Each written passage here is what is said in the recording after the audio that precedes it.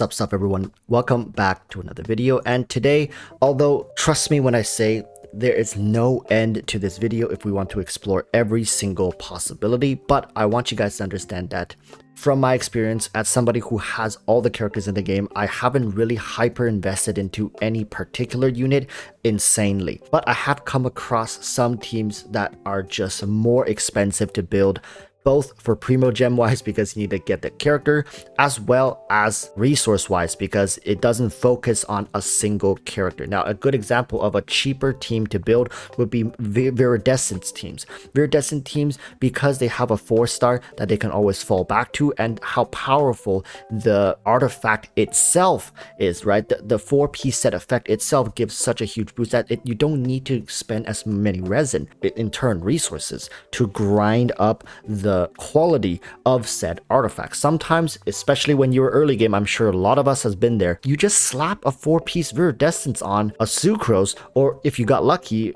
Kazuha or Venti, and you just go to town, right? So a cheaper team would be teams that have reliance on Viridescence. Now, you guys may see on screen here, there's a Raiden national team. And if you want to think about it like this, maybe it's a list counting from 5 down to number 1. But let me tell you guys right now that Raiden national makes this list even though it consists of 3 4-stars, and the reason Raiden makes his team is not because of how expensive Primogems wise.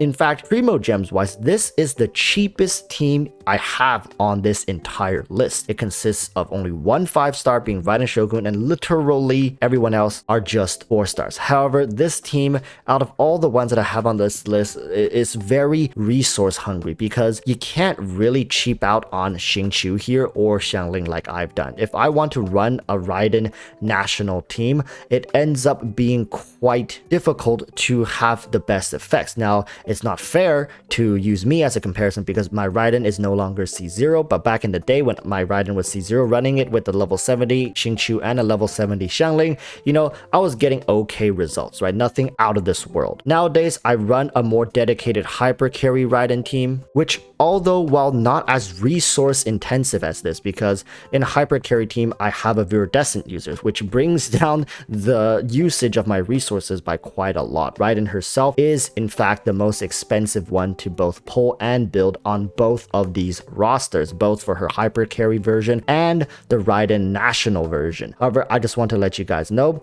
I'm sure you guys know this as well, building this team, if you want to see good results, do not cheap out on your Xiangling and your Xingqiu. And hell, don't even cheap out on Bennett. If you can, get Bennett to as high of a level as you can because he scales off of his base stat, and ideally if you can slap a 5-star weapon with a high base attack on him, it scales into his buffing as well. All of this stuff will eventually culminate because you will be snapshotting with Xiangling, so Bennett is very important here. Just because I'm talking about Xiangling and Xingqiu, look at my Bennett. He's actually built higher than these two because I value him more, just because the stats that he gains from leveling up is quite valuable in the long run. But yeah, Raiden National sitting pretty at number 5. So at Raiden National number 5, Raiden Hyper is going to be that next step. This is the kind of team that most people who are building Raiden or do plan to elevate their Raiden eventually wants to take their Raiden to this level. And the only reason Sara can even sit here in this team is because I have Sara at C6. This is not a cheap team by any means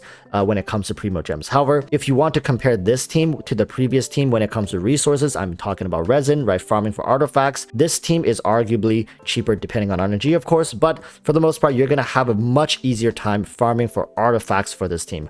I'm almost willing to guarantee you by the time you have this particular team as like a small spender or even a spender or a free-to-play assembled, you're going to have no problem with artifacts. The artifacts will be ready. It's not the problem here. The problem is having the Primogems and saving up to get this team. And I want to be very clear with you guys. You don't need Raiden C2 to play this team if you have Sara at C6. The amount of damage output that Sara C6 plus Kazuha Viridescence on top of a Bennett buff, right, with max resolve for a Raiden Shogun is quite insane. But it's very expensive to get this team together in the first place. And when it comes to worth or not worth, it's not worth it to get a C6 Sara just so you can play this team with your C0 Raiden. And of course, you can replace Kazuha in this case with someone like a Sucrose, which just makes the team cheaper. But still, a C6 4-star character is nowhere near worthwhile for you to invest in for that kind of money, or Primogems, whichever one you have stockpiled. You can build a variety of other pieces or get centerpieces for very strong teams. And we're going to move into some more teams here. But just letting you know, Raiden hypercarry, quite the expensive team, but I know free-to-plays are slowly building towards it. I guess over time, over 4, 5, maybe 6 different banners, you can get enough copies of Sara to get this team together. The power is definitely there. It's just most people cannot access it. Okay, moving on to the next team. Now this team, I struggled to place this team here. I know there are other teams such as Eula teams that are quite expensive, but when looking at it, I did find that this team has a good mix of primo value. As you guys can see, 3 5-stars on this team, as well as resources poured in. Now, the one thing people might be scratching their head over is like, Albedo? Like, Albedo is expensive to build? No, Albedo, in fact, is the only reason this team isn't any higher than 3rd place, because Albedo is the cheapest to build when it comes to resources, right? Apart from getting a decent husk set, he gets his weapons for free. He gets 3-star options to use for weapons as well, right? So there's no way you can say Albedo is expensive to build because his weapon is so cheap. And for the most part, even someone like Xingqiu running a 4-star sack sword, right? Like, you're going to need a couple refinements on that to really start getting it rolling. Or you maybe have a 5-star weapon for Xingqiu, which drives the price up if you want to do the damage. And on top of that, with Hu Tao being in a dual carry position with Xingqiu, you cannot really cheap out on their artifacts either, right? I've poured easily around 10k resin into Xingqiu and probably close to 13 to 14k resin for Hu Tao, and both of them function at a relatively high level. They're doing really good damage. Granted, I'm not talking too much about weapons in this case like I did for the other 2 teams. I don't want to touch up on weapons because weapons just comes in a whole slew of options. There's no necessity for 5-star weapons. However, the peak of all these teams assume 5-star weapons. But for the team like Raiden, again, Raiden can use the catch, which is an amazing free weapon. That's why those teams cannot really get any higher when it comes to it being expensive, both for Primogems as well as for naturally generated resources, which is resin. So on top of that, if you're running Zhongli in this team, which you should be, Zhongli luckily is running the Favonius lance for the most part, but if you want to run a more aggressive weapon, you can do so as well. Zhongli, you can't really cheap out on him either because he's going to be the one to shield your entire team. You're not relying on Crystallize to shield your team, okay? Crystallize here is like the added bonus, but for the most part, you're relying on Zhongli's shield, so you're going to have to build him up properly with HP artifacts, substats, optimized for either damage or energy regen if you want to be a little more spammy. Overall, Primogem wise, you're gonna have to fork over at least 3 5-stars if you want to construct this team, and this is one of Hu Tao's better teams nowadays. Of course, people might try to cheap out on this and be like, oh, you know, I'll just run someone like Noel here instead of Albedo, but then you're losing out on that layered damage from Albedo's elemental skill. So you're losing out on damage. For example, if you put in Noel, you get more healing, but let me tell you, for the most part in this team, unless you're running into like the Golden Wolf Lord, which you might have some problems with because of the corrosion, but apart from that, this team takes no damage. And with Hu Tao's self-healing burst and everybody else essentially off the field for the most part, very little damage can get through this team. And it shows because it's one of the most popular Hu Tao teams nowadays. All right, now let's move into number 2. And number 2 right now, I'm gonna have to give it to the Arataki gang. And Itto, for most people should know, is not the cheapest character to build. There's a lot of power already in this character through the scaling, but it's very difficult to draw it out properly with the right team. And yes, one of the reasons why this team is so expensive is because of Goro. Now, Goro is a relatively new character, and I don't have him fully and truly well built up, but I can see the steep hurdle, and it's difficult to justify myself pouring that much more resources. I know I can put a lot more power behind Itto if I just go hard on Goro. My Goro is at C6, so he does have that sweet consolation to further boost Itto's damage. If you want to to see Itto hitting for the numbers that he's known for, Goro is almost an essential part of this plan. And you guys will see once we get to the first team that there is a running pattern when it comes to the most expensive teams you can build in this game, both for Primogems and resource-wise. Bennett, not a surprise in this team. Zhongli, not a surprise in this team. I've seen people cheap out on a C6 Goro instead with Albedo, right? Yes, I am saying cheap out on a C6 Goro because I do think it's easier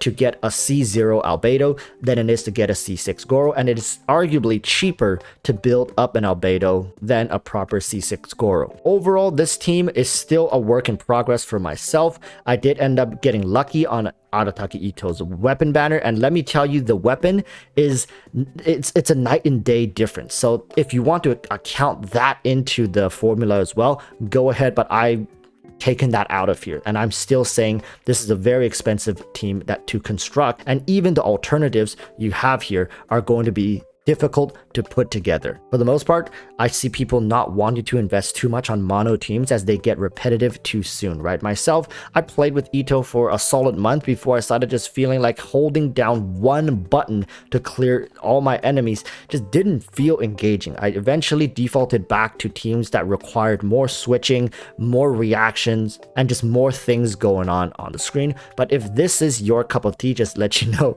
very expensive team, but it does pay off very well. Now, finally, let's get to the first team. And this team, it just feels like this team is expensive for the sake of being expensive, because Kamisato Ayaka, Ganyu, Kokomi, Shinhe, already this is like a straight up 5-star roster. Throughout all my account reviews, both for people who are small spenders, free to plays, I don't think I have ever once seen an account that has all 4 of these characters. And granted, it is absolutely not worth it for you to pull every single one of these characters just to build this team. This is kind of like a flex team, but I really enjoy playing it for the most part in the Abyss. I don't think there are any issues if you're running into mobs that cannot be frozen. Ganyu, Ayaka are both good options to deal with it, along with Shinhe's buffing. And if you're running into enemies that can be frozen, it's just a walk in the park. There is nothing stopping this team. You are unkillable. Corrosion doesn't affect you. Energy sapping doesn't affect you because you have Ganyu, and Shinhe's buffing goes through her elemental skill. Yes, I know her burst can also buff cryo damage, but for the most part, her elemental skill is what people rely on for that damage boost, right? I have all of them at C0, and it's just a breeze in the park to play this team, and it's so satisfying. Ganyu, along with Kokomi, can help freeze the most agile of enemies and lock them in place for Ayaka to deliver the finishing blow. It is honestly, in my opinion, the best freeze team you have available to you right now. However, it's almost impossible to cheap out on most of these characters. I think the one you can cheap out the most on is going to be Kokomi, followed by Shinhe, because these two characters, if you start cheaping out on your damage source in this particular team, freeze does not inherently buff up more damage. So what ends up happening is you don't have enough damage to finish enemies off fast enough. And if you run into a problem where you drop Kokomi's jellyfish and then you use her burst to extend her jellyfish, and then also after that finishes, you drop her jellyfish again, and you're still not killing your enemies with this team, you know you have a problem. For the most part, you should be killing the enemies before her second jellyfish duration even finishes, right? So that's the kind of gauge you want to be looking at. And once again, I don't have any consolations on any of these characters, so C0, they can crush through any content available in the game right now with ease. So I hope that gives you guys an understanding for, how expensive these teams can get. And of course, if we're talking consolations, then that's a whole different story. But this is something that I feel like even free-to-play low spenders, it's something that's easily attainable in a couple of reruns. Not one rerun, right? Couple of reruns. And you really should start planning on the direction you want to build your teams. And I know this is a long video, but thank you guys for hearing me out. I really enjoyed making this video because it really allowed me to look at the teams that I've invested in and just kind of pile up and see how much it costed me to get this far into this game. And it's quite fascinating. I urge you all to sit down and maybe comment down below. What's your most expensive team? What have you poured the most amount of time, blood, sweat, tears, effort into? All right. So with that said, until next time, urge you all to stay safe and peace.